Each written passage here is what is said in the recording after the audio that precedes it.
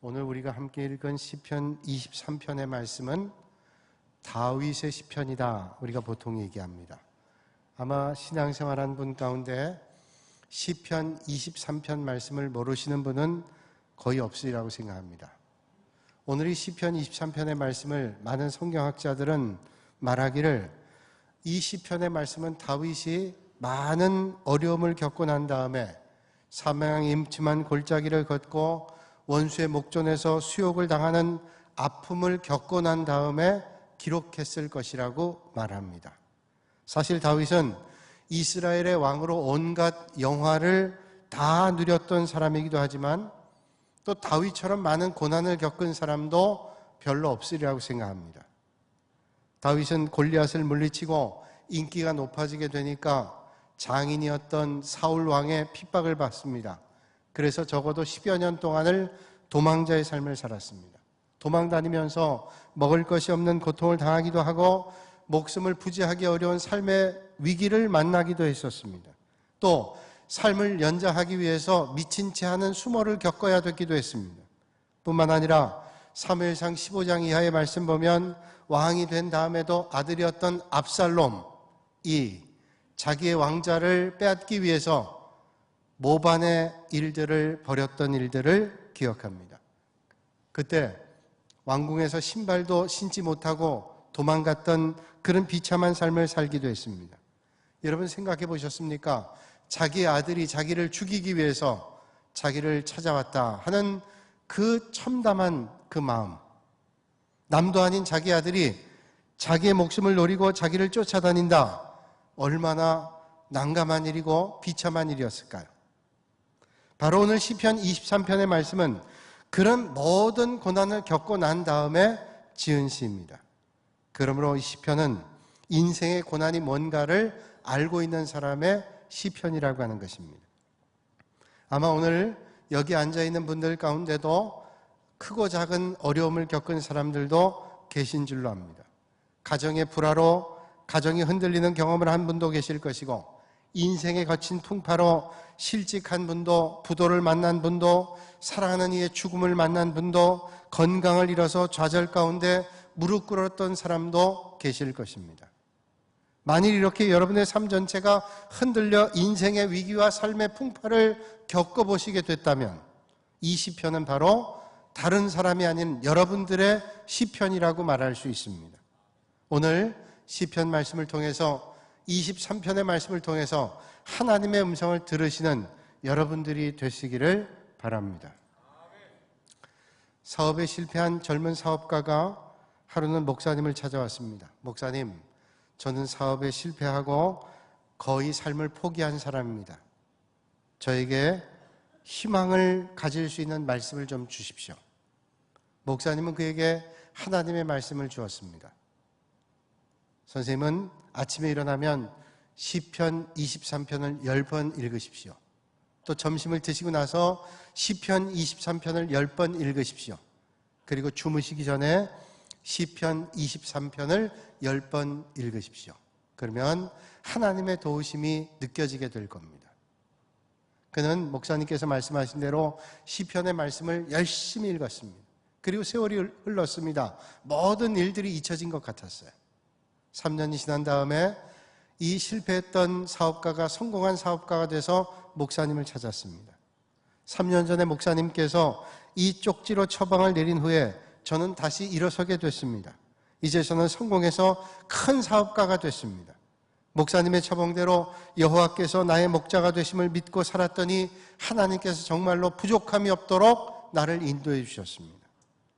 오늘 본문 1절에 우리에게 말씀해 주고 있죠.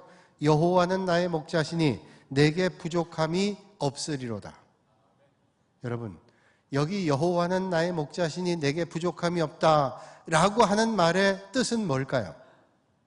하나님께서 나의 목자가 되시기 때문에 나는 늘 건강하고 하나님께서 나의 목자가 되시기 때문에 나는 부도를 만나지 않고 하나님께서 나의 목자가 되시기 때문에 나는 자동차 사고도 당하지 않고 질병에도 걸리지 않는다. 그런 말씀일까요?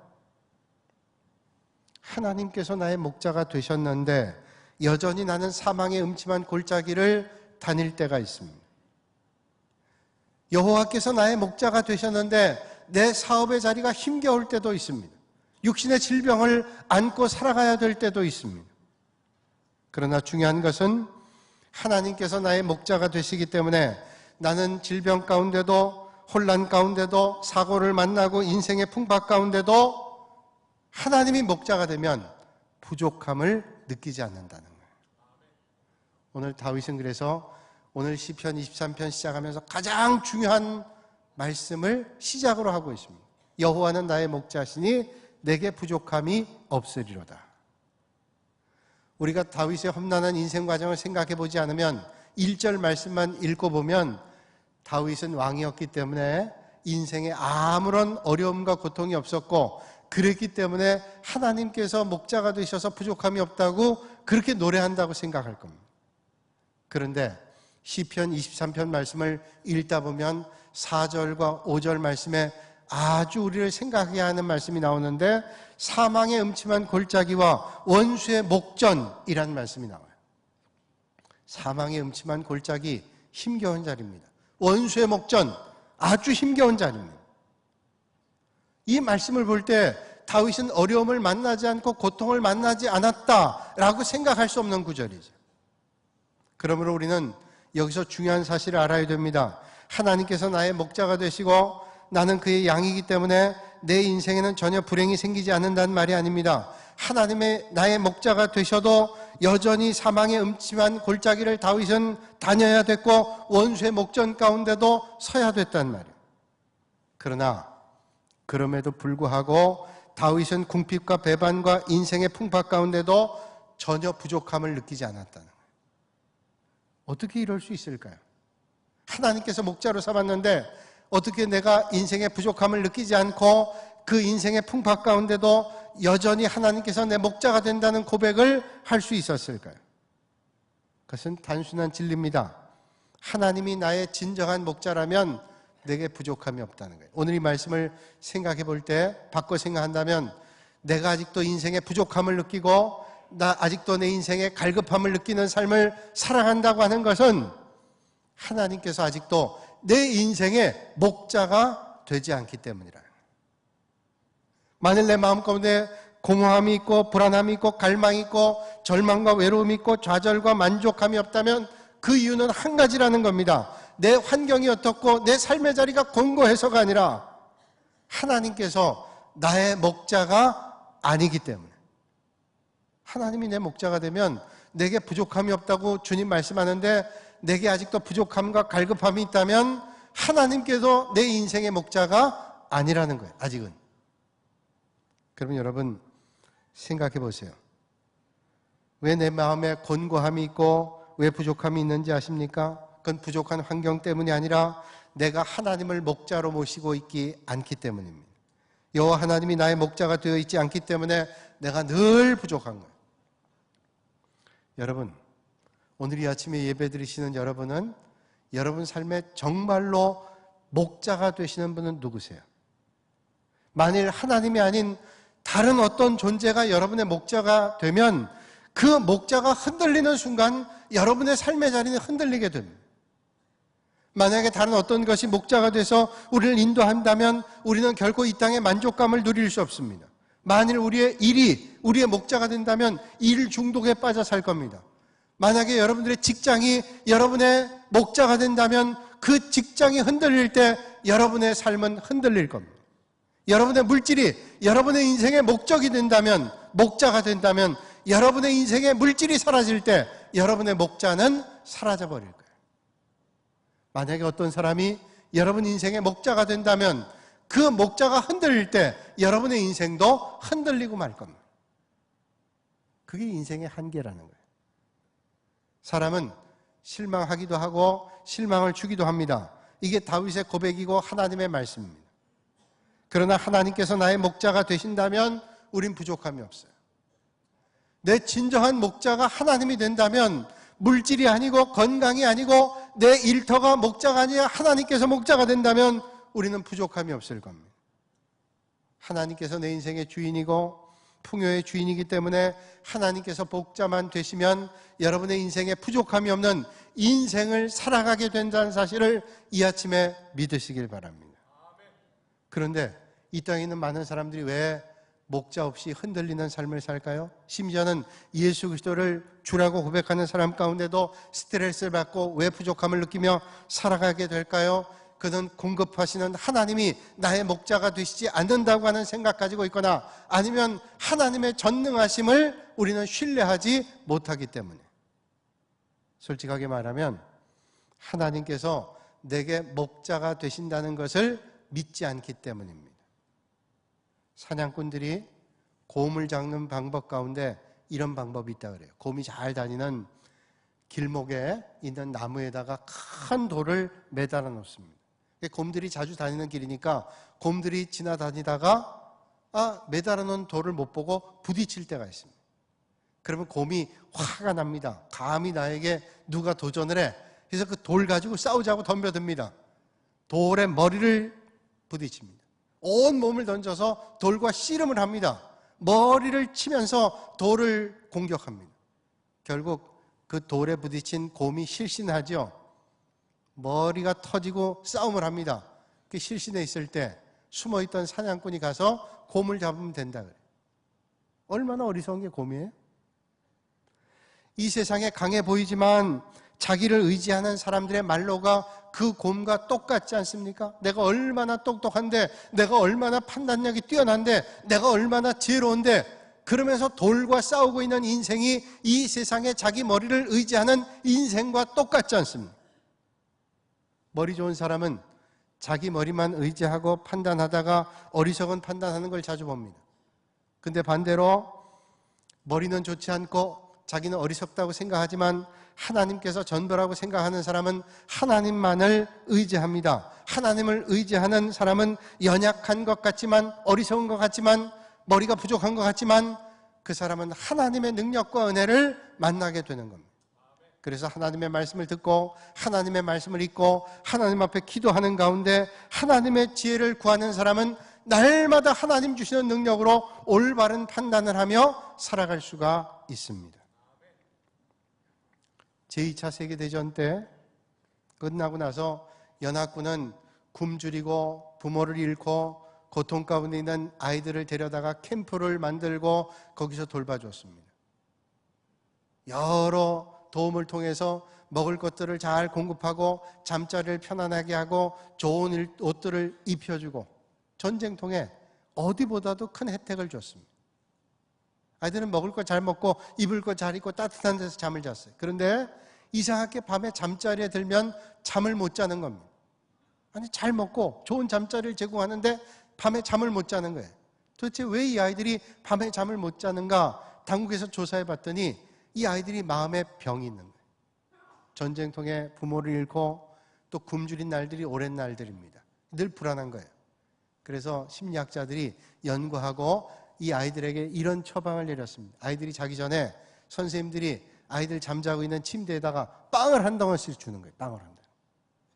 잠자리에 무슨 빵을 한 덩어리씩 줍니까? 이거는 다 저녁을 먹고 났는데도 빵 한 덩어리씩 주는 거예요. 지금 먹으라는 게 아닙니다. 내일 아침에 너희들 이 빵이 있다는 거예요. 그 빵을 붙잡고 자는 거예요.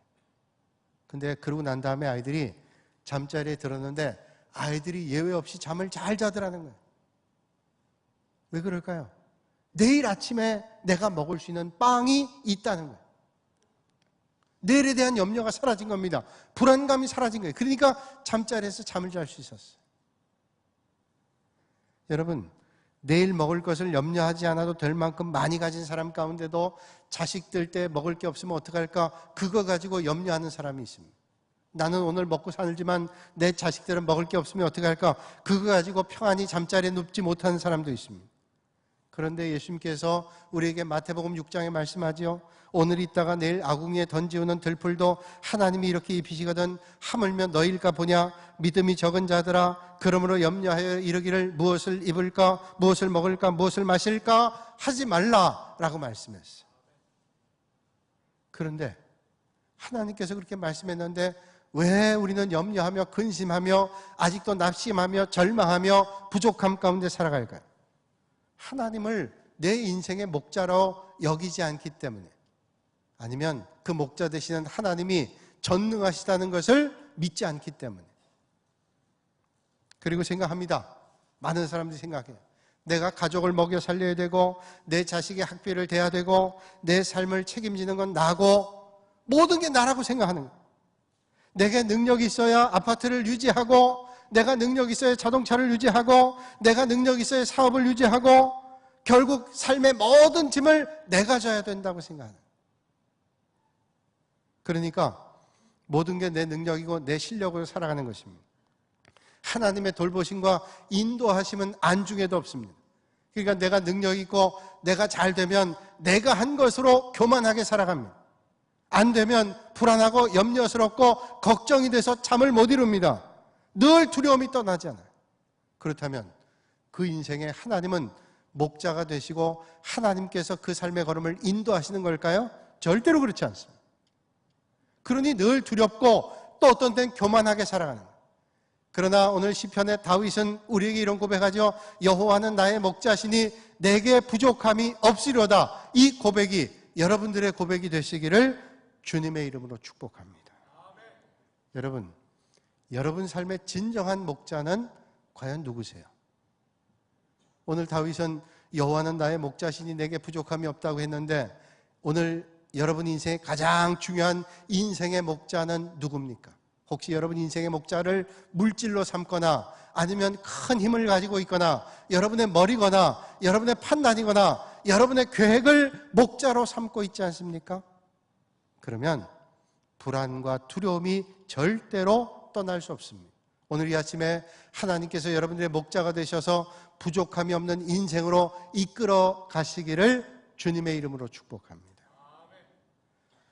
우리가 컴퓨터를 쓰는데요, 컴퓨터가 고장나는 여러 가지 원인이 있지만 크게 두 가지를 볼 수 있습니다. 하나는 외부적인 요소입니다. 하드웨어가 고장나는 거예요. 뭐 부속이 망가지거나 컴퓨터가 떨어져서 뭐가 깨지거나 모니터가 깨지거나 뭐 이런 기계적인 하드웨어 고장이에요. 이 하드웨어 고장은 돈이 들긴 하지만 그 안에 있는 자료는 잃어버리지 않습니다. 그건 부속을 바꾸거나 아니면 그 하드디스크를 바꿔서 다른 데 끼면 얼마든지 그 안에 있는 내용들을 복구할 수 있어요. 근데 정말로 문제는 뭐냐면 바이러스가 침투하는 거예요. 바이러스가 들어오면 이 바이러스가 공격을 해서 외부는 멀쩡하지만 안에 있는 하드디스크를 망가뜨립니다. 그럼 그 안에 있는 내용들이 다 망가져서 아무리 겉은 멀쩡해도 속을 쓸 수가 없어요. 컴퓨터의 기능을 발휘할 수가 없습니다. 이게 더 큰 문제예요. 근데 이 바이러스라고 하는 것은 악의적인 생각을 가지고 있는 사람들이 악의적인 것들을 퍼뜨리는 거예요. 그래서 메일을 통해서라든지 어떤 프로그램을 통해서 이 바이러스가 들어오는 겁니다. 어쩌면 오늘 사탄 마귀가 우리에게 주는 것과 똑같습니다. 영적 바이러스를 우리에게 주는 거예요. 하나님께서 나의 목자가 되시고 하나님이 나의 목자가 되면 내게 부족함이 없는데 라고 주님은 말씀하시지만 마귀는 우리에게 영적 바이러스를 줍니다. 어떻게 하나님께서 목자가 되시냐? 우리에게 두려움을 줍니다. 네가 이 삶의 자리를 이끌어가지 않으면 절대로 살아갈 수 없다고 두려움을 주는 거예요. 그래서 그 영적 바이러스가 내 안에 들어오게 되면 꼼짝을 못해요. 하나님이 목자가 안 됩니다. 그러니까 늘 두려움과 불안을 떨칠 수 없어요. 여러분이 아무리 물질이 있고 건강이 있고 능력이 있다 할지라도 하나님께서 여러분들의 걸음을 인도하시지 않으면 절대로 안 돼요. 마귀는 우리에게 영적 바이러스를 줘요. 아담과 하와가 하나님의 인도하심으로 에덴 동산에 창조받아 살게 됐습니다. 하나님께서 동산의 모든 실과를 먹지만 에덴 동산 중앙에 있는 선악과는 먹지 말라고 주님 말씀하셨어요. 근데 마귀는 에덴 동산에 많은 과일을 먹어도 되는데 딱 그걸 가지고 시비합니다. 그 선악과를 먹어봐라. 네가 지혜로워지고 하나님처럼 된다. 영적인 바이러스를 던져주는 거예요. 그걸 딱 먹는 순간 마음에 의심이 옵니다. 어떤 의심이 와요? 하나님 말씀에 대한 의심이 들어오기 시작해요. 그걸 따먹었습니다. 하나님처럼 됐나요? 절대로 그렇지 않아요. 그 결과는 두려움과 공포예요. 여러분, 오늘도 여러분의 목자가 되시는 하나님만 따르시고 하나님만 의지하실 수 있기를 바랍니다. 영적 바이러스가 내 안에 들어오지 않도록 하나님의 말씀으로 무장해야 돼요. 북극에 에스키모인들이 늑대를 사냥하는 방법이 있다 그래요. 어떻게 사냥하는가 하면 날이 선 칼에다가 짐승의 피를 묻힙니다. 이렇게 밖에 심어 놓으면 거기가 피가 묻은 칼이 꽁꽁 얼어버리죠. 그럼 거기다 또 짐승 피를 뿌립니다. 그러면 그 위에 또 피가 덧입혀져 옵니다. 몇 번을 합니다. 그러면 칼 위에, 시퍼런 칼 위에 피가 엉켜서 이게 칼이 있는지 보이질 않아요. 그리고 피덩어리가 모여있게 됩니다. 그럼 늑대는 피 냄새를 맡고 이 칼로 다가와서 자기의 혀로 그 칼날 끝에 있는 피덩어리를 먹기 시작하는데 이게 얼음이 돼서 아주 날카로워졌단 말이에요. 근데 부드러운 혀로 핥기 시작하면 자기의 혀도 망가지게 됩니다. 피가 쏟아지기 시작해요. 그러면 거기에 자기 피가 쏟아지는데 이 피가 아주 뜨끈한 피가 쏟아지거든. 자기 피인지 모르고 계속 빨아먹습니다. 결국 이 늑대는 자기 피를 빨아먹다가 죽고 마는 거예요. 그렇게 늑대를 잡는 거예요. 여러분, 마귀가 우리에게 예고합니까? 내 인생을 한번 망가뜨려 볼까? 라고 바이러스를 뿌립니까? 절대로 그렇지 않아요. 마치 북극의 늑대처럼 자기도 느끼지 못하는 가운데 자기 피를 빨아먹다가 죽고 말게 만드는 거예요. 여러분, 오늘 이 아침에 여러분의 인생의 정말로 진정한 목자는 누구세요? 혹시 물질이 여러분의 목자가 되고 여러분의 어떤 능력이 목자가 되고 여러분의 생각과 계획이 목자가 되고 여러분의 자식과 여러분 자랑하는 것들이 혹시 목자가 되고 있지 않습니까? 그러면 여러분의 인생의 목자를 잘못 삼은 거예요. 그 목자가 흔들리는 순간 여러분의 인생도 흔들릴 수밖에 없어요. 여러분, 흔들리지 않는 하나님께서 나의 목자가 되셔서 부족함이 없는 삶을 살아가시는 여러분들이 되실 수 있기를 바랍니다. 다윗은 왕으로 부족함이 없었습니다. 왕궁에서 필요한 것들 늘 공급받고 많은 물질이 있고, 여러분, 다윗 때 얼마나 번성했어요. 국력이 부강하고 많은 사람들이 조공을 바치고 그런 나라가 됐습니다. 그런데 어느 날 아들 압살롬에게 공격을 당하고 도망자의 삶을 살게 됐습니다. 당장 내일 먹을 게 없고 날마다 두려움 가운데 삶을 살아갑니다. 그때 비로소 깨닫게 됐죠. 내가 양식을 내 능력으로 공급하는 줄 알고 내 힘으로 이런 권좌에 있는 줄 알았는데, 그때 깨닫게 되는 거예요. 이게 내가 아니구나. 하나님의 돌보심이 없이는 절대로 살아갈 수 없구나 하는 사실을 깨닫게 된 거예요. 여러분, 이 고백이 오늘 이 아침에 여러분들의 고백이 돼서 날마다 푸른 초장 쉴 만한 물가로 인도하시는 하나님의 은혜를 만나실 수 있기를 바랍니다. 그 하나님께서 2절과 3절에 이렇게 인도하신다고 말씀하죠. 그가 나를 푸른 풀밭에 누이시며 쉴 만한 물가로 인도하시는도다. 내 영혼을 소생시키시고 자기 이름을 위하여 의의 길로 인도하시는도다. 하나님께서 그런 길로 인도하신다는 거예요. 이스라엘 광야에는 길이 많습니다. 근데 그 길이 많은데 사람들이 길을 만들어 놓은 길도 있지만 자연적으로 만들어진 길들이 많아요. 사람들이 그냥 우연히 몇 사람이 지나가는데 그 길을 따라서 많은 사람들이 걸어가서 만들어진 길이 있습니다. 또 짐승들이 가서 짐승들이 만들어 놓은 길이 있습니다. 이 길을 트레일이라고 얘기해요. 그게 광야에는 이런 길들이 많습니다. 그런데 이 길을 갈 때 이 길이 누가 만든 길인지를 알아야 올바로 갈 수 있습니다. 만약에 사나운 맹수가 다니는 그 길을 잘못 알고 그 길로 갔다가는 맹수에게 공격을 당합니다. 그러니까 이 길이 어떤 길인지를 알아야 돼요. 뿐만 아니라 광야에는 그런 길이 있기도 하지만 어떤 데는 좋은 길을 발견했지만 그 길이 없어질 때가 있습니다. 광야는 환경 이동이 많습니다. 바람이 많이 부는 곳입니다. 그래서 어제 있었던 길이 없어지기도 합니다. 그래서 어떤 게 좋은 길인지 있던 길도 없어지는 상황 가운데 있기 때문에 어디가 바른 길인지 알 수 없습니다. 그런데 여러분, 양을 이끌어가는 목자는 어디가 바른 길인지를 알고 있습니다. 우리 인생의 목자가 되시는 하나님께서는 우리가 가야 될 길을 알고 계십니다. 그 목자가 되시는 주님을 따라갈 때 우리는 올바른 길을 갈 수가 있습니다. 여러분, 우리가 인생에 살면서 가장 어려운 일이 뭘까요? 가장 부담되고 힘든 일이 뭘까요? 아마 생각해 보면 날마다 선택하는 거예요. 여러분, 오늘도 이 아침에 많은 선택을 하셨을 거예요. 예배당 오면서 어떤 옷을 입을까, 어떻게 갈까, 몇 시에 갈까, 뭐 여러 가지 생각하셨을 거예요. 오늘 또 예배 끝나고 어떤 일 할까, 많은 것들을 선택하며 살아갈 것입니다. 그런 사소한 선택에서부터 중요한 선택이 있죠. 난 누구하고 결혼해야 될까? 어떤 직장을 가져야 될까? 어떤 사업을 해야 될까? 어떤 일들을 계획하며 살아가야 될까? 내 인생의 목표를 뭘로 삼아야 될까? 아주 중요한 선택도 해야 될 것입니다. 근데 이 선택들이 모여서 우리의 삶을 결정하게 된다는 거, 얼마나 중요한 일인지 몰라요. 근데 여러분, 날마다 여러분 선택하는 그 선택이 어떤 게 옳은지를 정말로 아세요? 어떤 때는 이게 정말로 좋은 길같이 선택을 했는데 그 길이 정말로 힘겹고 어려운 길일 때 우리는 그럴 때가 있습니다. 갈 때는 너무 좋은 길, 넓은 길이었는데 가다 보니까 길이 좁아지고 막혀있는 길을 만날 때가 있어요. 그럴 때 우리는 어떻게 해야 됩니까? 어떤 때는 좋은 길인 줄 알고 갔다가 길이 막힐 때가 있어요. 우린 정말로 우리의 판단 가지고는 어떤 일이 좋은 길인지를 잘 알지를 못해요. 그런데 목자가 되시는 하나님께서 아신다는 거예요. 여러분이 하나님께서 목자가 되실 때 여러분의 길을 가장 바른 길로, 선한 길로 인도해 주시는 줄로 믿습니다. 그래, 그럴 수도 있지라고 하는 책을 쓴 원선미라고 하는 분은 그의 책에서 이런 말을 하고 있습니다. 그게 간증이에요. 제가 책에 있는 내용을 그대로 읽어드리겠습니다. 어떤 어려움이나 문제가 생겼을 때 아빠는 아는 사람을 찾아가고 전화를 하고 말 그대로 초등학교 동창부터 모든 인맥을 동원했다.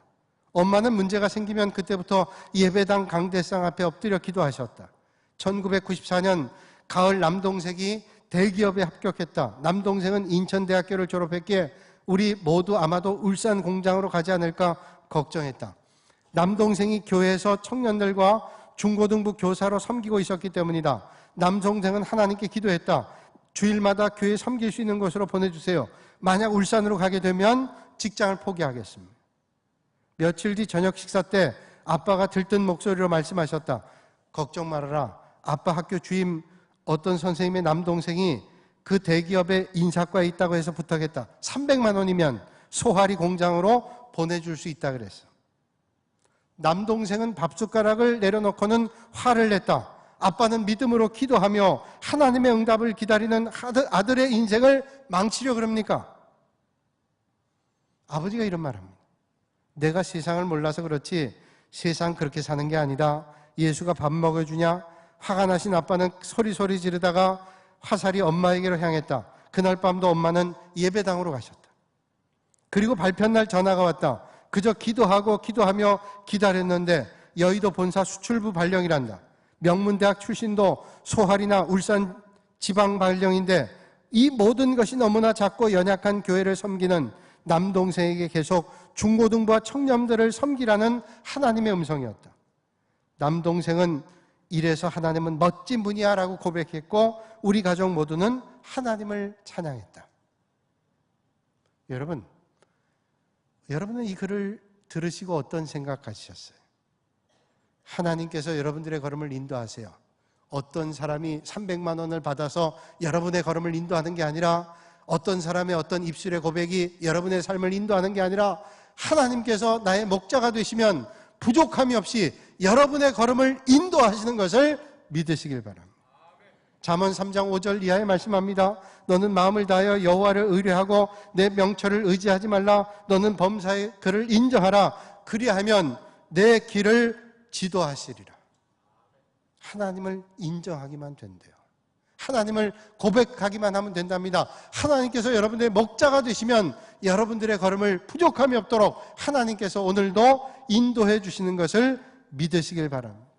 오늘 우리 인생길에는 이해할 수 없는 풍파를 만나기도 하고 어찌할 수 없는 질병을 만나기도 하고 어찌할 수 없는 문제들을 만나기도 합니다. 그러나 하나님께서 나의 목자가 되시면 내가 부족함이 없습니다. 그런 고백을 하시고 하나님의 인도하심을 받는 여러분들이 되시기를 바랍니다. 주님께서 오늘 말씀 보니까 한 손에는 막대기를 드시고 한 손에는 지팡이를 드시고 사망의 음침한 골짜기로 다닌다 할지라도 우리를 인도하신다 그랬습니다. 오늘 시편의 마지막에 이렇게 말씀하고 있죠. 여호와는 나의 목자시니 내게 부족함이 없으리로다 고백한 시편 다윗의 고백의 맨 마지막에 이렇게 말씀하고 있습니다. 내 평생의 선하심과 인자하심이 반드시 나를 따르리니 내가 여호와의 집에 영원히 살리로다. 오늘 저와 여러분에게 주시는 하나님의 말씀입니다. 거룩하신 아버지 하나님, 오늘도 하나님께서 나의 목자가 되시니 내게는 부족함이 없다는 믿음의 고백을 할 수 있는 믿음의 성도들이 되게 하여 주시옵소서. 하나님께서 때마다 잔잔한 물가로 쉴만한 푸른 초장으로 인도하심을 믿고 하나님의 인도하심 앞에 온전히 의탁하는 삶이 되게 하여 주시옵소서. 그래서 우리의 삶의 평생 동안 하나님의 선하심과 인자하심이 넘치는 믿음의 길 걷게 하여 주시옵소서. 예수님의 이름으로 기도하옵나이다. 아멘.